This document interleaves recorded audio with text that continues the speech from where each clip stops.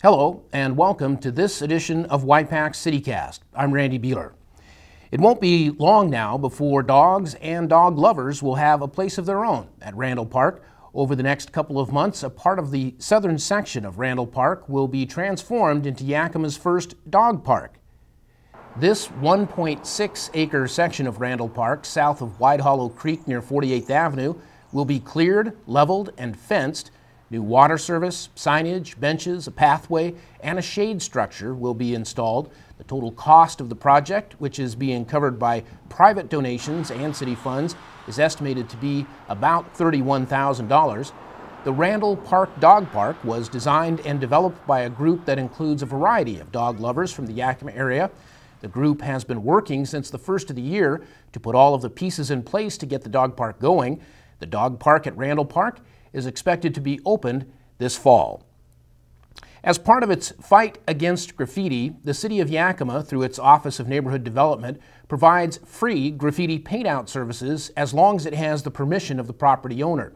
The city receives reports about areas hit by graffiti in a number of ways, including the Y-PAC feature on the city's website. If the report was not made by the owner of the property that has been graffitied, the city will contact the owner to get permission to paint over the graffiti.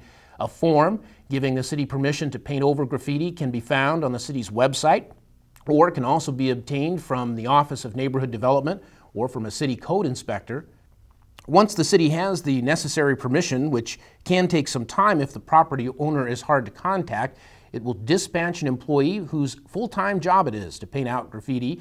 This summer, that employee was helped by 5 young people whose salaries were paid for by the Southeast Community Center as part of the 100 Jobs for 100 Kids program. To find out more about the city's graffiti paint-out program, visit the city's website at yakimawa.gov or call the Office of Neighborhood Development at 575-6101. At its most recent business meeting, the Yakima City Council adopted priorities for the next state legislative session and gave the green light to an art project that could become an icon in Yakima. With those stories, here's CityCast's Ken Crockett.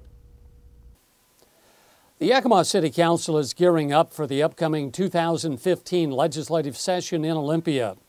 A half-dozen items have been identified by the City Council as top priorities for state lawmakers.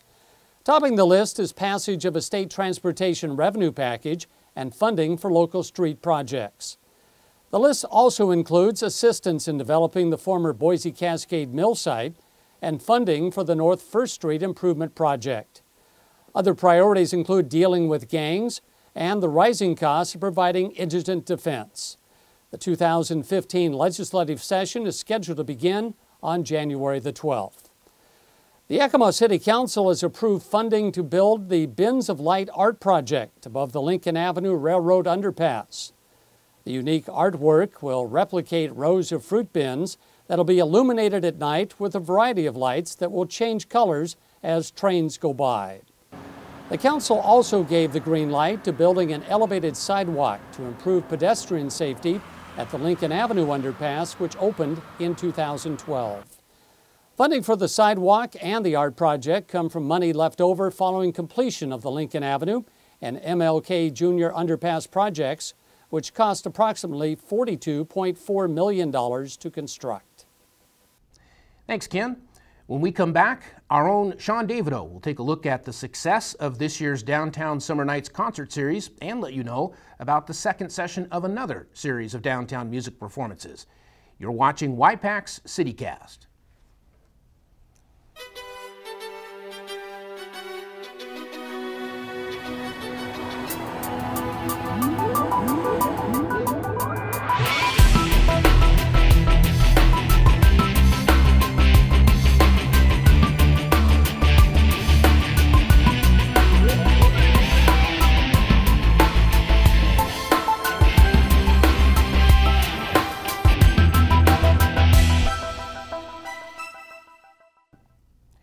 In only its second year, Yakima's Downtown Summer Nights concert series has grown in popularity and is generating more revenue than it did during its inaugural run. With more on that, here's CityCast's Sean Davidow. Thanks, Randy. I'm here on 4th Street, where Blake Noble recently wrapped up the second year of Downtown Summer Nights concerts. this year has brought tons of Northwest talent to Yakima by partnering with the Chinook Music Festival's music promoters. All that talent has increased sales in the beer garden, as sales were up about 40% over last year. Successful partnerships like this will help events like Downtown Summer Nights and others become self-sustaining signature events in Yakima. And as one concert series ends, we fall into the next as the Lunchtime Live series picks back up at Performance Park on September 5th from 11:45 to 1:45 p.m. Still lots of fun things to do out there, Randy. So enjoy the Yakima weather, get out, be part of the solution, and Randy, back to you. Thanks, Sean, and thank all of you for joining us for this edition of Y-PAC CityCast. To find out more information about events, activities, and issues affecting the City of Yakima, check out the city's website at yakimawa.gov, find us on Facebook, and follow us on Twitter. We'll see you on the next edition of Y-PAC CityCast. I'm Randy Beehler. Take care.